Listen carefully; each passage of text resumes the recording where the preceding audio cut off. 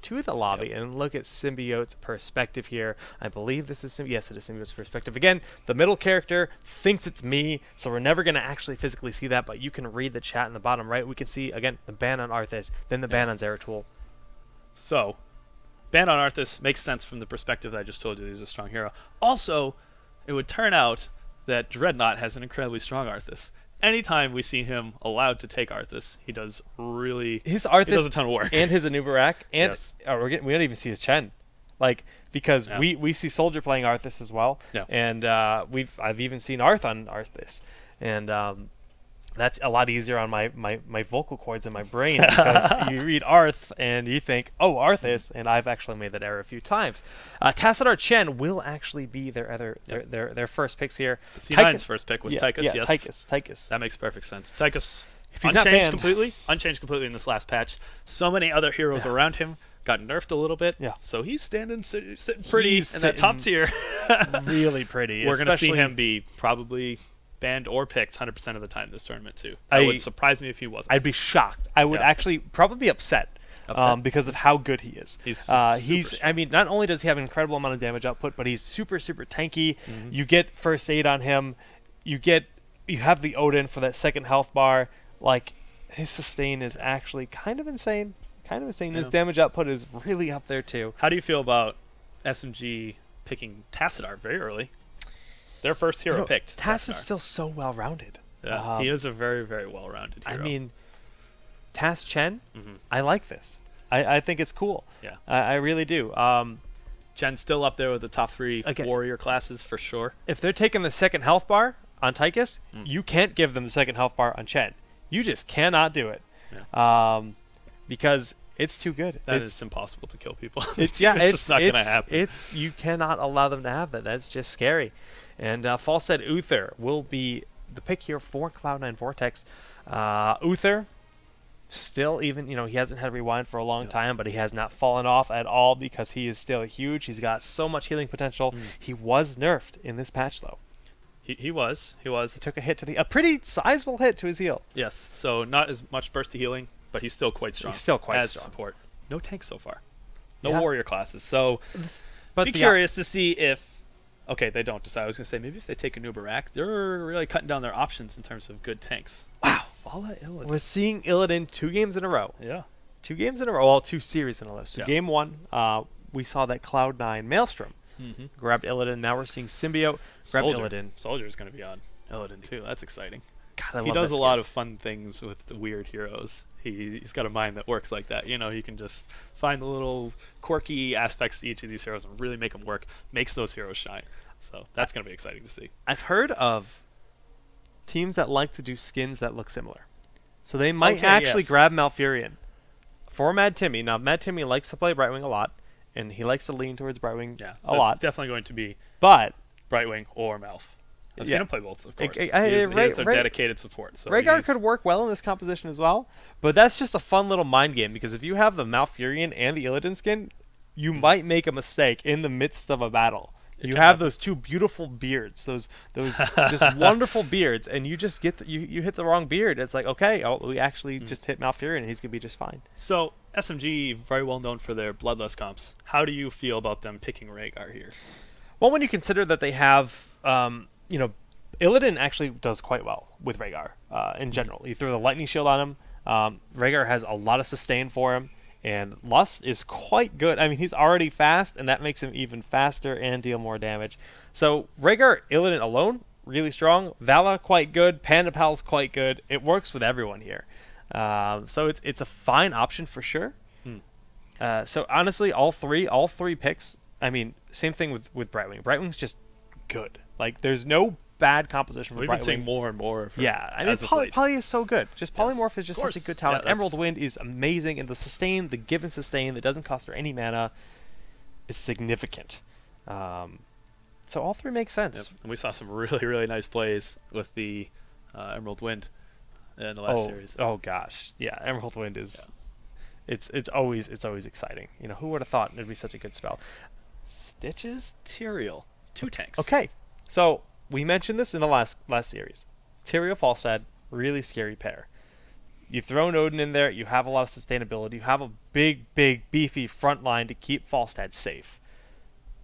Absolutely. And then, you know, Stitches, I think we'll see Gorge. I don't think we'll see another Bile. Bile doesn't make a whole lot of sense. It was a very specific setup. I can see why they grabbed it, but you can make so many plays with Gorge. It's a tough call in that situation. But most certainly we will see Gorge here. And we have Tyrael, of course. Perhaps we'll see Hook into Judgment to really lock him down, and then you have Tychus. There's a lot of cool opportunities. It's and the Cloud9 Vortex's roster is looking really good. Who will Mad Timmy be playing? That is the question. We did figure it out. We did fix it. I completely forgot that we're capable of switching between the two. We actually are. So we figured out how to show both. It is Rhaegar. Both rosters. It is Rhaegar. So we may end up seeing those synergies that you were talking about. Oh, look at this. Look at your colors. They're different than mine. I don't like this. Oh no. I'm sorry. I'm sorry for the failed production, my friend. He's got the Christmas Rhaegar skin. No, the coolest part about this tint is the Ghost Wolf is like looks like a Christmas fire. It's like just all. It's got like this really like fiery glow. Yeah. Oh, and the glowing nose. So, man, I love this skin. I wish I had it, but you know what? This is a really strong pair, like we said. You know, this is a Lust comp. We are very. It's almost guaranteed that we're not going to see a ancestral healing coming out of this. Players are ready. I gotta keep my thing going. Ready up, boys. It looks like everyone is good to go here. And I think you have to start the game, Kubi. Yes. Here we go. Gotta get used to it. There we go. Going right into it. Going right on in. Cursed Hollow? Cursed Hollow. Game 1. Round 2. Kings of the Storm Weekly number 5. Cloud9 Vortex versus Symbiote Gaming. Nice. Rattled that all off super quick. Get ready, boys. Okay. All right. So we've got we have a lot of pretty high tier picks. Nothing super surprising. Some of the combos, and Illidan seems to be making a nice resurgence, like you were mentioning. Should be fun to see how he's played, especially with Bloodlust. Are they going to go Ancestral Healing? It makes a lot of sense to go Bloodlust here too. So. Yeah, we'll see. Look at that skin. The game was a little choppy. Hopefully that clears up. I think it was just the map starting. I think it's stabilized a bit here. Camera's a bit shaky, so hopefully that fixes itself. If we have to make adjustments, we will. But like you said, let's introduce the players. Absolutely. We have Dreadnought on Chen for SMG, Mad Timmy on Rhaegar, Arthalon on Vala, Soldier rocking the Illidan, and KO with Tassadar. Tassadar, indeed. On the other half of the map, we have the one and only Bobby Hank-Hill playing as Tyrael. Falstad will be played by Rarjar. We have Sheth playing as Uther. I didn't even have to look. I knew it was going to be Sheth because he's a support player, and he's actually subbing in here for Cloud9 Vortex. Don't think he's a permanent player. And of course, Jinte on Stitches, and we have iDream playing as Tychus. So let's see what the lane matchups are looking like. I like this. They're just sitting here. Not showing. If they go for the tower, they had the hook ready. So they had 3 man waiting for that hook. Uther can then stun, and then Tychus will blow him up. Game is actually chopping pretty hard. I'm gonna have to investigate that if it gets worse. So I see that Mad Timmy has taken Chain Heal increase. Is that a standard thing, or he has a Healing Ward available to him on level 1, doesn't he? Isn't that the standard pick? Typically it is, and it's really interesting that he went for the increased Chain Heal. It's a nice little bonus, and they might think they need a little bit more burst than sustain in this matchup. So that's an interesting call. We see the 3-man lane bottom, obviously trying to get a pick, and they do get it on Arthalon. Yeah, and that's not going to be a kill here. The actual additional chain healing already coming into effect there. Yes. I'm actually going to change the graphic settings really quick, guys. This is I think it's better to fix it now before it's too late. I apologize for this, but the choppiness is not going to be fun for anyone. Okay. So another interesting talent that was taken was on Chen. He took the increased damage on Flying Kick. Now, the Flying Kick itself, that's the move where he hops over to the other side of whatever hero he decides to target that onto. It doesn't actually do much damage in itself. When you get to level 16 and you take the crit increase, that's his auto attack that's actually doing all the damage.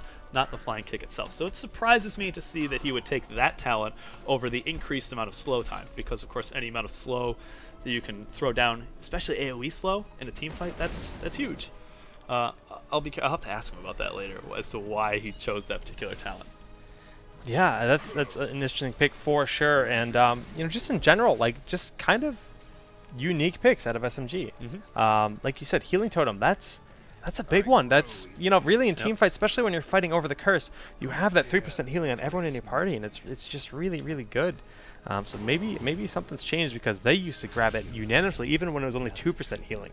They would grab 2 healing wards. They started the healing ward hype.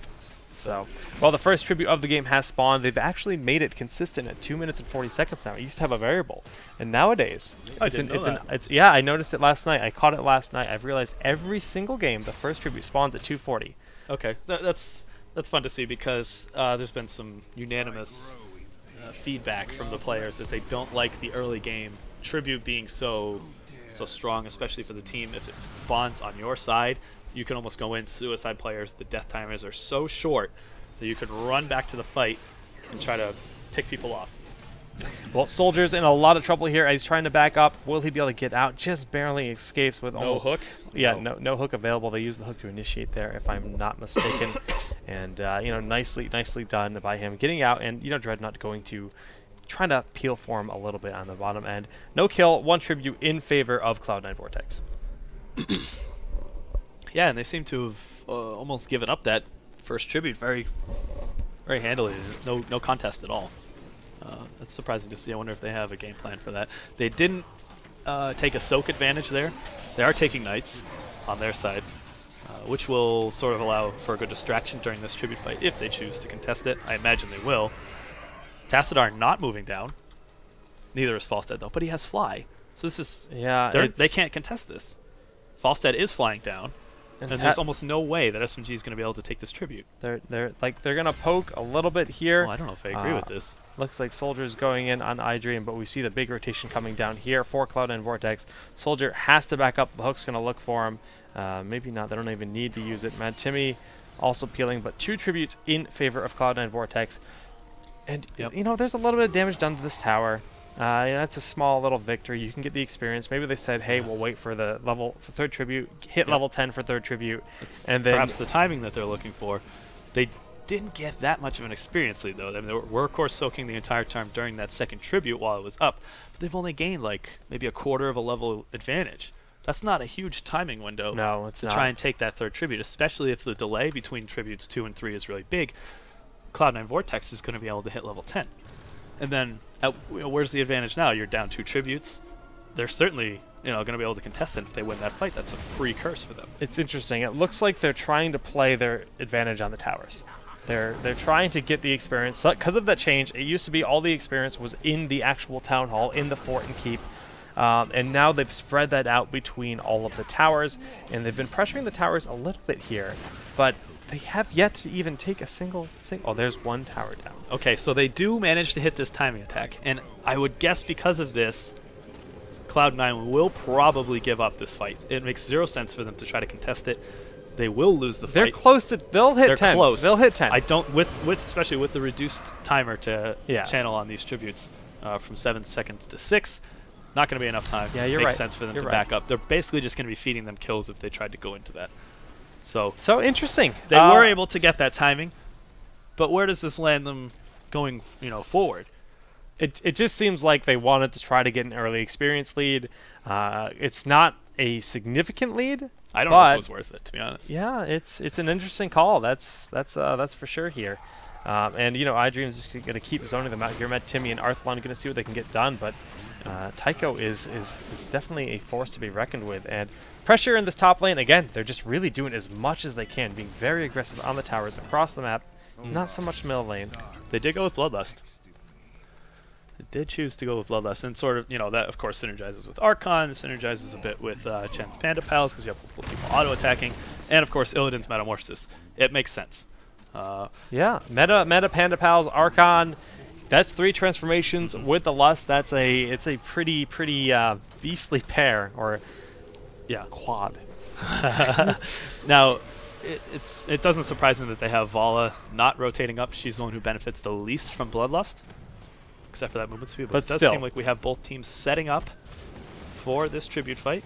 Yes. Now, Symbiote is still missing 2 members in this fight here, so they can't go too hard. They need to keep trying to delay, but the 6-second cap time is definitely a threat. Chef trying to get the cap right now. Storm's going to be able to deny that. The increased range of Storm coming very effective right now. Bloodlust goes down with all the transformations, and actually Cloud9 starts to melt. Tyrael is down already. Chef falls as well. Dreadnought is low on his Panda Pals, but doesn't matter. iDream is going to just get smashed apart here by Soldier because Illidan, there's no such thing as running from Illidan. Illidan's strength is certainly chasing people down. He's not going to be able to escape. It's his favorite activity. It's actually chasing prey. After work, he comes home and he chases his cat. I just want to go chase people down. That's what I want to do. That's what I want to do in my spare time, and he certainly shows that he's able to do that very well. Certainly, indeed. Certainly. Just takes his shirt off while he does that. I don't know. Give me a break. Well, 2-2 tributes here. Symbiote has evened it up. They're taking a level lead. Yeah, they have talents up. Push towers, hit 10 before 3rd tribute. Ended up working out for them a little bit here. Interesting shift in the meta. It really just brought on by the change to the tower experience, I think. Yeah, poking them down, getting that extra 400 experience we can get from each tower. So for level 13 talents, we see Dreadnought is opting to go with Relentless over the additional slow, going from 25% to 40, which is what you could get on the Brew. Decides to go with Relentless. Feels probably there's a lot of CCs in the other team. Makes sense. We have Feral Lunge on Rhaegar. That is the Frost Shot from Vala, and that is 6 cents for Illidan, which is reduced damage from spells. And, that's an interesting pick from Tassadar. I believe that's Prescience, which is his E activates when he's below 15% HP. Before we used to see, I think it was Shrink Ray that they usually took. But yeah. Well, Tribute is up here, and just that Storm, again, the increased range that you can now specialize into, getting ridiculous value here on this map. Nice hook there on Meditami, but Wolf Form will allow him to get out. He actually turns around immediately. Shockanaw goes down, hitting only Soldier. Strafe getting crazy value as Arthlon has perfect positioning here. The Lust goes down. Chef's in a bad spot. Storm doing a lot of damage. The Odin has already fallen here. Bobby Hank Hill is actually going to fall on back, but you know what, Soldier? What does he like doing? Chasing. He does. And he is chasing with a lot of Panda Pals.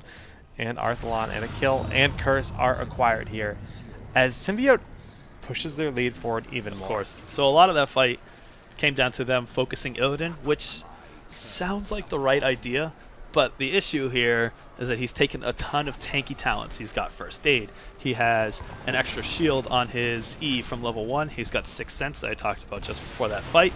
That's like basically a spell shield for his E, and he's got Metamorphosis, so it's as soon as they get him low down, he can Metamorphosis onto a couple of other heroes, get a ton of HP back. So they spent so much of their resources trying to kill him, weren't able to do it, and then Sheth got out of position. They were able to focus him down and basically just chase down the rest of the people on the other team.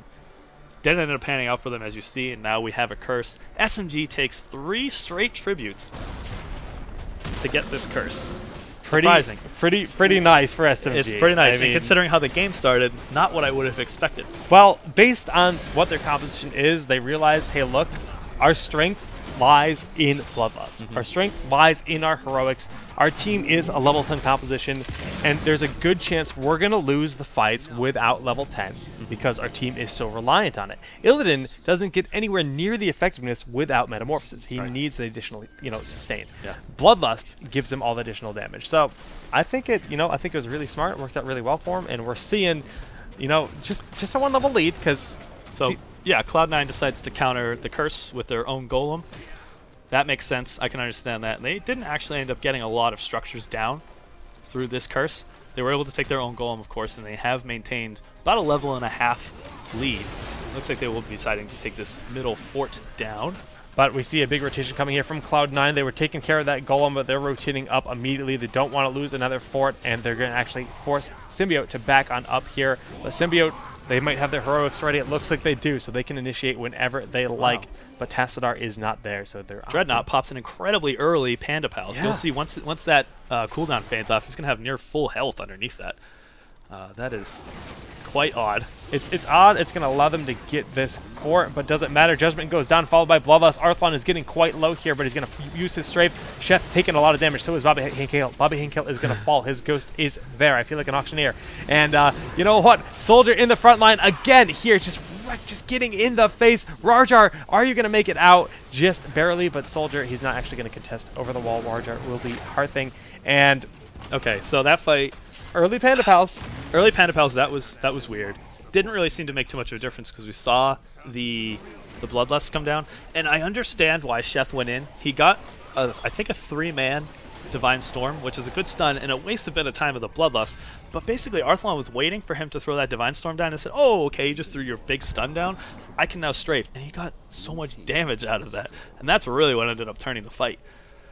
So he should be careful about that in the future. Maybe wait to see that strafe. It's going to be tough, though, because, of course, Arthlon is very good with his spacing on strafe. He knows how to dodge other heroes that have stuns, that have roots and everything. That's, I think, what's going to be a big factor in the coming fights. I mean, I cannot disagree. He didn't even use Metamorphosis, or excuse me, that was our Illidan, that was Soldier. They did not use Metamorphosis, but yeah. There's a lot of really strong stuff on the Symbiote side of things. But Vortex is far from out. They have a super strong comp as well, but they need to just get some better team fights. They need to learn how to, kind of mitigate that hard Bloodlust. They don't really have a hard disengage. If they had Brightwing or something to push it back. They do have full slam build from Jintag. So that's another. I think that's probably another counter for Strafe. He just wasn't in position during that fight. Yeah. And we're also seeing SMG has taken a ton of extra tanky talents. There's 2 Blood for Bloods. Wow. On that team. So they're just saying, hey, we recognize you went Tyrael, you're looking to dive onto people. We just take a ton of tanky talents. You blow all of your cooldowns trying to kill off this one person. And they've been doing a very good job spacing-wise so far to make sure that that doesn't happen. They have all these defensive talents. Once those cooldowns have been popped, what do you have left? And that's when SMG sees, okay, we're going to pop the Bloodlust, we're going to run in, and we're going to decimate you guys. And so far, it's been working out beautifully. And they have a 2-level lead going into this tribute. And yeah, like you said, 2-level leads. They're close to level 20 at that. That's another big thing to consider. And this tribute, it's going to be hard for Cloud9 to really contest this. They need that hook. Yeah. They really need to but get they don't have fishing hook. That big hook. And yeah, without fishing hook, it's going to be tough. It's hard to get those Archon is used, so that means Symbiote is committed to this defense. Does Cloud9 back up? No, the Gorge goes down on the Archon. Lust goes down as well, but Jintai is just going to get decimated as we see Chen go on the other side and just block him. Not even using Panda Pals, just using Flying Kick to space and block. Beautifully done. Shock and Awe clips Mad Timmy, but that's it.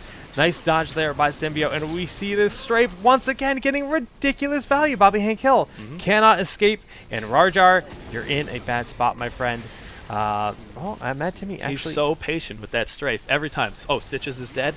Uther has already used his Divine Storm. Now's the time for me to go in. He has so many people that can lock down. You have Dreadnought with his stun. Pick people off, just strafe time. I'm going to kill 2 people, 3 people here.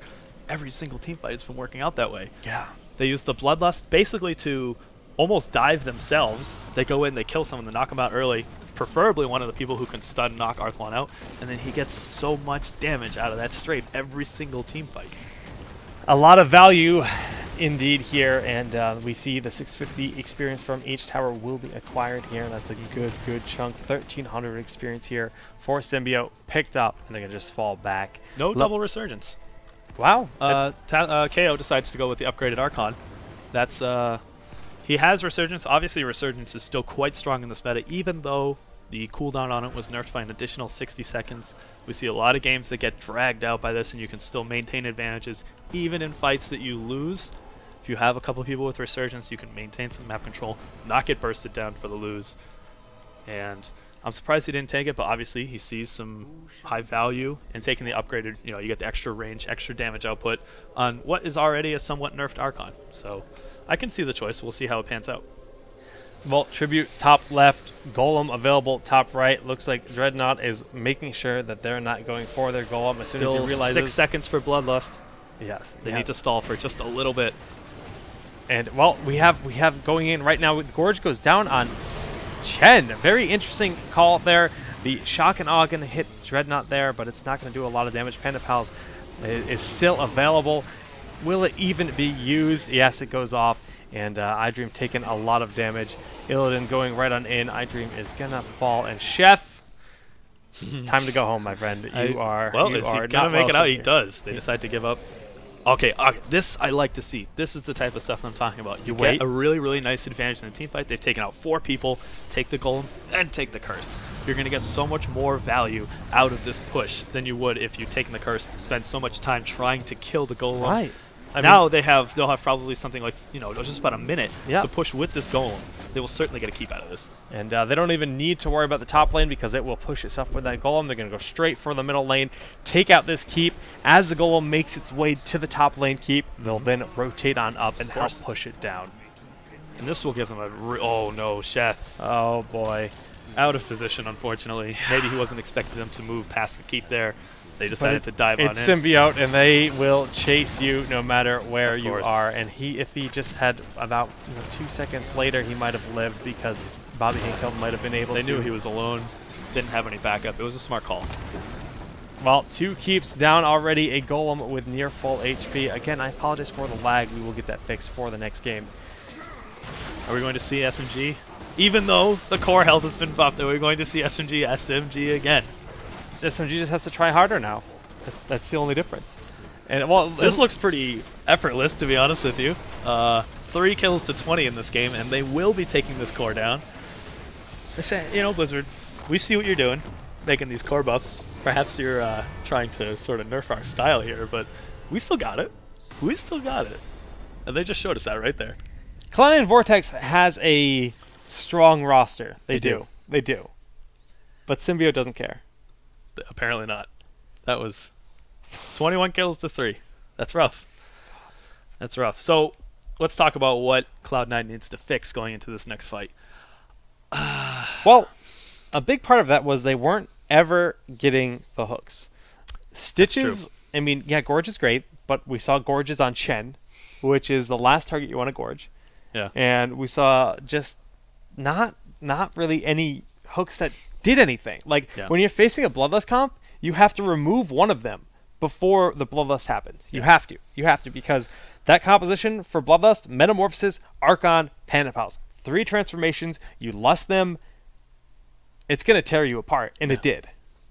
Yeah, absolutely. So, yeah, it's interesting that they didn't go for Fishing Hook. Maybe Jintei doesn't feel confident enough to get those really clutch hooks, like you were talking about on those specific heroes.